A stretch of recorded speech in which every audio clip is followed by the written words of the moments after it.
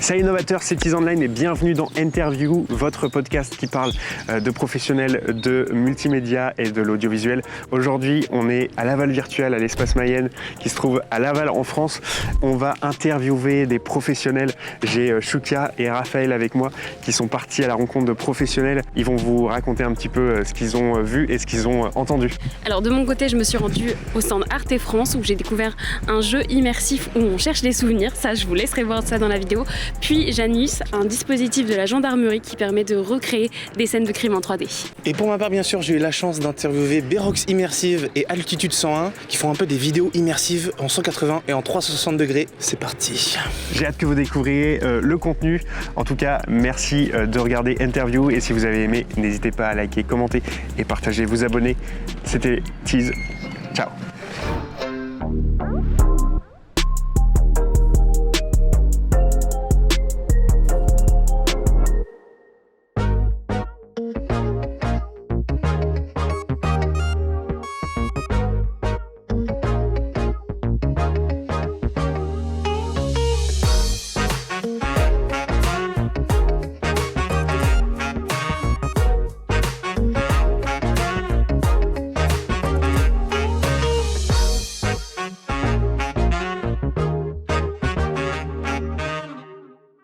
Eh bien, bonjour Antoine.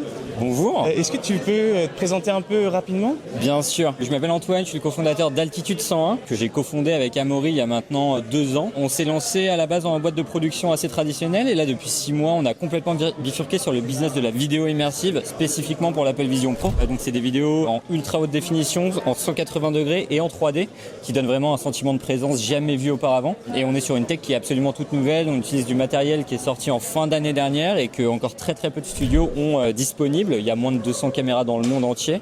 Donc on est vraiment sur un business de niche mais ultra prometteur et qui surtout fait partie des nouvelles technologies assez excitantes et surtout très émergentes. Ça fait 8 mois qu'on a lancé notre studio de production. Il est temps de vous parler de notre nouveau projet. Juillet 2024, Apple sort le Vision Pro en France. Je book une démo pour l'essayer en magasin et je découvre pour la première fois les vidéos immersives Apple. Je prends une claque. Décembre 24, on lance Altitude 101 et les projets s'enchaînent. Mais au milieu de cette effervescence, j'ai une intuition. Et si l'avenir de la vidéo n'était pas restreint par un écran ? Février 25, Antoine m'en parle. Je suis sceptique mais j'essaye. Et là, c'est l'évidence. C'est quoi cette dinguerie ?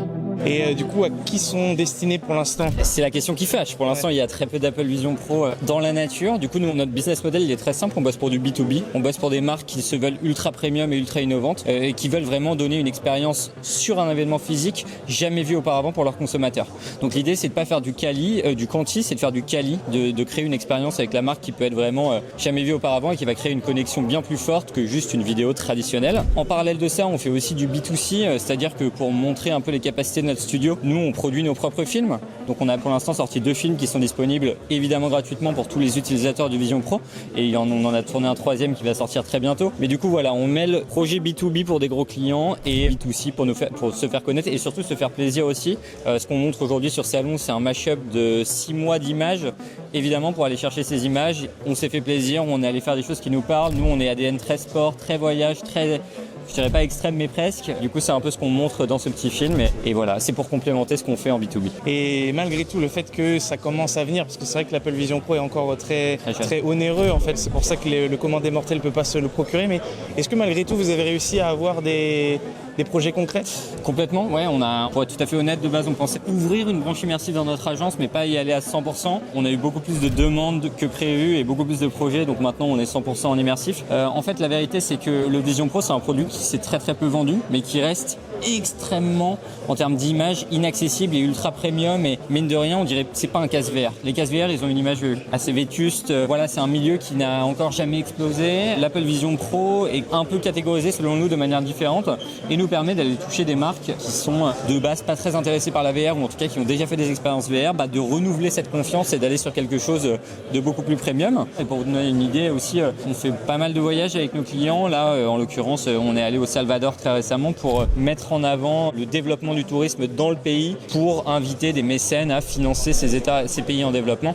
Donc en fait, l'avantage de l'immersive, grosso modo, c'est Il y a du business, il est difficile à trouver parce qu'on est sur quelque chose de niche, mais il y a du business et surtout c'est hyper varié, les cas d'utilisation sont très très nombreux et pour être tout à fait honnête, on a pas mal de projets dans le pipe là, pour la suite de l'année, donc on est assez excité par tout ça. Il y a votre film, du coup votre 3e film qui est en production, est-ce que vous prévoyez d'en réaliser d'autres? Pourquoi pas? Complètement. Les autres studios ne font pas forcément la même stratégie, mais nous on est hyper alignés sur le fait qu'il faut qu'on montre nos images, il faut qu'on aille nous-mêmes créer des films assez dingues pour donner aux gens envie de nous suivre en fait, de nous inviter sur des projets plus ambitieux. Donc on va évidemment créer d'autres films, on a plein d'idées, on est en train de travailler sur la production d'un 4e et d'un 5e en même temps, avec des acteurs plutôt intéressants. Et l'idée c'est d'aller viser toujours plus haut et d'aller toujours plus loin. Donc d'ici la fin d'année on espère au moins avoir 5 ou 6 films sortis en autoproduction.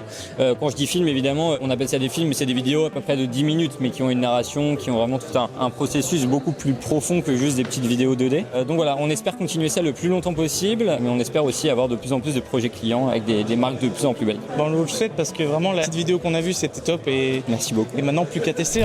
Si vous souhaitez voir des interviews complètes ou des épisodes bonus, rendez-vous sur les réseaux sociaux, ça arrive bientôt. Et les liens seront mis à jour dans la description. Bonjour, merci d'avoir accepté de venir. Merci à vous. Ok, lui c'est le capitaine François Poussin. Il est officier gendarme à l'IRCGN, l'Institut de recherche criminelle de la Gendarmerie nationale. Cette unité pratique la science forensique, c'est-à-dire l'ensemble de méthodes scientifiques et technologiques qui permettent, lors d'une scène de crime, d'analyser et reconstituer les faits pour apporter une vérité lors du procès pénal. Mon département qui s'occupe de la fixation de scènes de crime. On vient numériser une scène de crime avec des drones ou des lasers. On en crée un jumeau numérique et ce jumeau numérique, on va l'implémenter de traces et indices et après on va le rendre accessible, que ce soit aux enquêteurs, aux magistrats, aux experts, dans le but de rapprocher la scène de crime des gens qui ont besoin de s'imaginer, d'observer et de voir la scène de crime. Pour mieux comprendre. Pour mieux comprendre, l'intérêt principal, c'est la manifestation de la vérité. Faire en sorte que les gens puissent comprendre ce qui s'est passé. Grâce au statut militaire des gendarmes, ils peuvent œuvrer partout, tout le temps et dans le monde entier. Donc on peut dire que vraiment, en fait, le numérique, là, ça transforme encore plus votre profession. Ah oui, c'est vraiment... Alors, la gendarmerie a toujours travaillé dans le numérique, a toujours voulu développer de nouvelles compétences. Mais là, vraiment, c'est grâce à ces nouvelles technologies qu'on peut répondre à certaines questions. La vidéo, la photo a transformé les enquêtes judiciaires. On est passé maintenant de la photo, la vidéo à la réalité virtuelle. Et c'est encore une nouvelle transformation. C'est un peu comme l'industrie. Il y a différentes industries 1.0, 2.0, 3.0, 4.0. C'est une forme de c'est la criminalistique 3.0. On est passé du schéma à l'image et de l'image, on passe à la réalité virtuelle. Et du coup, justement, comment vous voyez l'évolution dans le temps de la VR, du numérique, etc. À quoi ça va tendre pour vous? Du coup, la gendarmerie a toujours voulu transformer ses compétences numériques. Il est important de s'assurer qu'on est toujours en avance sur certaines technologies. On a beaucoup de choses encore à développer, que ce soit sur le Gaussian splatting, que ce soit sur les capteurs numérisation. Nous, on va essayer de durcir déjà notre preuve de concept, s'assurer que ce soit compatible multiplateforme, multiples casques de réalité virtuelle, vraiment s'assurer que ce soit relativement efficace et acceptable pour les moyens. Après, on a des nouveaux procédés à développer. On ne peut pas rester sur une thématique, on ne peut pas rester à ne rien faire. Il faut toujours qu'on avance, qu'on regarde, qu'on continue et qu'on puisse... Toujours en quête d'aller plus loin, c'est super. Pensez-vous qu'un jour, du coup, les reconstitutions judiciaires ou affaires seront 100% en numérique? Je ne pense pas. Je pense que nous, on intervient dans le cadre d'une reconstitution judiciaire. Qu'est-ce que c'est qu'une reconstitution judiciaire? La mise en cause, qui, avant d'être jugé, le magistrat a besoin que le mis en cause puisse réexpliquer son geste, puisse se mettre dans telle ou telle position pour reprendre la posture lors de l'accomplissement de son geste, pour plusieurs raisons. Parce que généralement, il y a un besoin de comprendre vraiment dans sa globalité de la scène, comprendre vraiment le geste, l'attitude, l'intention, et expliciter certaines hypothèses. Notamment, le magistrat peut avoir 3-4 hypothèses en disant on pense qu'il a plutôt fait comme ça, ou on pense qu'il a fait plutôt tel acte, et du coup il va refaire les 2 actes, et puis on va dire non, ça c'est plausible, ça c'est pas plausible. Parce que souvent les mises en cause, pas souvent, mais parfois les mises en cause ne nous racontent pas la vérité. Donc ils masquent la vérité ou ils minimisent les faits. Non, j'ai pas fait tout à fait ça, alors que nous on pense que c'est différent. Enfin nous, c'est les magistrats qui pensent que c'est différent. Et enfin, il y a une action très importante, c'est la mémoire traumatique. Il y a des gens, ça a été tellement traumatisant de commettre ce crime que leur cerveau n'enregistre pas le geste. L'information, elle est cachée finalement. Elle est cachée. Et en fait, il a beau vouloir réexpliquer, il a beau vouloir se remettre dans la configuration, il n'y arrive pas. Donc on a besoin de l'emmener sur la scène pour qu'il puisse, en fait, comme des flashbacks, retrouver petit à petit ses souvenirs. Je vais vous faire une anecdote, pas une anecdote, mais je vous une analogie un peu. C'est notamment pour les viols. Il y a plusieurs femmes en fait qui, 2-3 ans après, vont avoir des flashbacks de la situation. On va leur dire, mais comment ça se fait que vous n'avez pas déposé plainte avant? À dire, mais en fait, je me souviens pas de ce qui s'est passé. Ça a été tellement une épreuve que... Exactement. C'est tellement un traumatisme. La mémoire traumatique, c'est tellement traumatisant que la personne n'a pas enregistré dans sa tête sa mémoire. Et ça peut revenir plusieurs années après.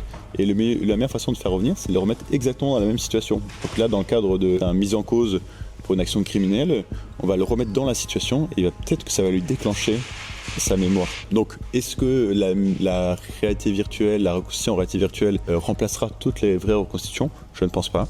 Je pense qu'il y a toujours ce besoin d'aller sur la scène, soit l'odorat, l'ouïe, la sensation, le paysage, le temps d'arriver sur la scène, on se remet vraiment dans la configuration. Ça, c'est important. Cependant, il y a des fois où la scène n'existe plus, l'individu est extrêmement dangereux, le lieu en lui-même est extrêmement dangereux, la configuration ne permet pas d'accepter énormément de personnes, ou alors c'est un endroit où économiquement, ça coûterait très cher de faire une reconstitution.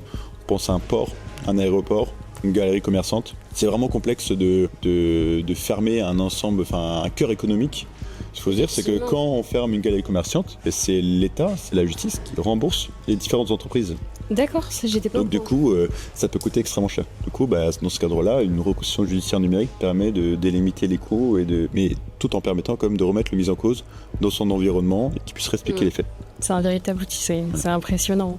Si on aime les gens, si on est passionné, si on a envie d'être au service de la population, je pense que pour une jeune fille ou un jeune garçon, c'est la possibilité comme ça de faire un métier qui sort du commun et d'être au plus proche et d'aider son prochain. Oui, je trouve ça passionnant et je trouve ça hyper intéressant. Ouais, non, c'était top. Moi, j'ai adoré l'interview en tout cas. Merci à toi d'être venu. Merci beaucoup.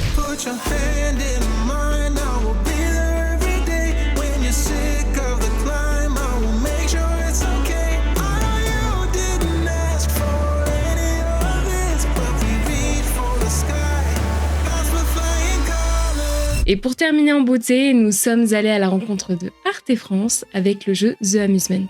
La première question était bien évidemment de se présenter et de nous montrer quel était leur projet. Je m'appelle Mark Barnes et je suis le game director de The Amusement. Je fais partie du studio Curvature Games, un charmant studio situé à Hambourg. Et je suis Daniel, programmeur senior pour Curvature Games. Nous sommes une équipe de 9 personnes magnifiques et très talentueuses venant de tous les horizons. Nous travaillons sur ce jeu depuis 4 ans, mais nous sommes en développement actif seulement depuis 14 mois. Arte est notre éditeur, et ils ont été formidables. Nous sommes très heureux d'être ici.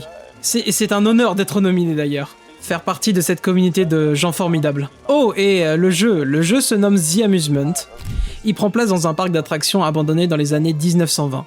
On joue une jeune femme s'appelant Samantha, qui revient au parc d'attractions après la guerre depuis que son père vient de mourir. Et elle parle au téléphone avec sa mère pendant qu'elle explore le parc. Le jeu utilise une base de 2 mètres sur 2 et une locomotion libre avec redirection et des espaces impossibles pour raconter une histoire à propos de la perte d'un proche, mais aussi avec un petit peu d'humour et de la nostalgie. C'était réellement un honneur de travailler dessus. Et il sort la semaine prochaine, donc rajoutez-le à votre liste de choix s'il vous plaît. Ce serait fantastique. Nous étions un peu curieux et nous nous sommes demandé quelle était l'idée de départ, comment tout cela est venu. L'idée derrière le jeu vient de Luna Park. Il y avait un Luna Park à Altona, à Hambourg. Mais il a été fermé lors de la Première Guerre mondiale. Et le PDG, Ike, il a eu l'idée de faire un jeu prenant place à Luna Park. Nous avons donc eu l'idée de Sam, dont la mère est anglaise, et le père allemand.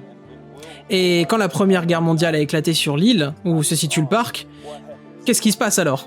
Donc le père part à la guerre, et meurt tragiquement, et la mère et la fille reviennent en Angleterre. Et en revenant, elle revit tous ses vieux traumas et ses souvenirs, mais aussi, elle trouve une nouvelle appréciation pour ce qu'elle a eu et ce qu'elle a perdu. Et c'est aussi qu'en grandissant, vous voyez les choses sous une autre lumière. Vous voyez vos parents comme des gens, vous ne les voyez plus comme des dieux fournissant tout pour vous, comme vous devenez de plus en plus indépendant. Et je pense que c'est le topo de l'histoire. Et donc, quelqu'un qui a perdu un parent ou a fait partie d'une séparation, vous savez, réapprendre à propos de vos parents en tant qu'adultes. C'est assez important pour que vous trouviez votre propre identité, et je pense que ça représente bien le passage à l'âge adulte dans cette histoire. Pendant que nous explorons les thèmes de guerre, il y a aussi des choses drôles, je veux dire. Le père est un peu embarrassant et fait pas mal de mauvaises blagues. Parce qu'il est en fait un fantôme qui hante le parc, et vous êtes dans votre voyage. Naturellement, nous nous sommes demandé combien était-il sur le projet. Pour faire simple, notre équipe compte au total 9 personnes. 3 artistes 3D, dont l'un d'entre eux est un artiste technicien sorcier. Il est génial. Nous avons également 3 programmeurs. Nous avons notre programmeur manager Marc, notre PDG Ike, qui a fondé tout le truc, et à un moment nous avons eu des indépendants qui ont fourni du travail en 3D et de la programmation additionnelle. Et voilà, c'est basiquement comme ça qu'est l'équipe. Et enfin, les petits curieux que nous étions voulions savoir quels étaient leurs projets futurs. Je dirais que pour l'instant, nous sommes chanceux de faire ce jeu dans une industrie qui est fragile et étant de niche en niche. Nous sommes chanceux d'avoir le soutien d'Arte, et nous sommes également chanceux d'avoir le soutien des joueurs qui veulent essayer quelque chose de nouveau. Et beaucoup de gens veulent quelque chose avec ce niveau d'effort venant de toute l'équipe. Nous avons travaillé aussi dur que nous le pouvions sur ce jeu, et de la part des gens ayant joué à la démo, ils étaient très fascinés, et nous apprécions réellement qu'il y ait une audience qui y joue. Je veux dire, nous sommes fiers de l'avoir fini, et nous sommes fiers de ce que nous avons fait. C'est un bon pas en tant qu'artiste. Mais avoir une communauté qui joue et qui nous soutient, peut-être que ça nous aide à apporter plus aux prochains jeux et aux prochaines choses que nous voulons faire. Et merci à la communauté de la réalité virtuelle. Parce que sans ce petit groupe de personnes passionnées, on serait probablement pas là. On serait pas en train de travailler après 5 ans à Curvature Games. Nous apprécions vraiment cela. Donc j'espère que cela mènera à d'autres choses après ça. Ça peut être un nouveau jeu. Nous avons d'autres jeux de prévus. Nous avons une démo s'appelant Ready sur la boutique MetaQuest qui est un type de jeu complètement différent, mais qui utilise le même style de jeu. Et la démo est aussi disponible sur Steam maintenant, si vous voulez y jouer. Donc ouais, si vous voulez un aperçu de nos jeux à venir, vous pouvez regarder sur la boutique MetaQuest, et aussi Blue Sky pour les jeux et les autres. Et nous apprécions faire partie de cette communauté, et nous apprécions les uns les autres. Désolé, je ne voulais pas sonner aussi mielleux, mais je suis un mec mielleux. Désolé. Mais oui, on croise les doigts. Merci à tous d'avoir suivi cette interview. On n'oublie pas un like, un abonnement, un commentaire, un partage, ça nous aide énormément. Et c'est ciao les novateurs. La Valve Virtual, c'est fini. On s'est bien régalé. C'était fatigant, mais on a réussi à faire des belles choses, on espère. J'espère que ça vous a plu. Et puis l'année prochaine, on espère. C'est ciao.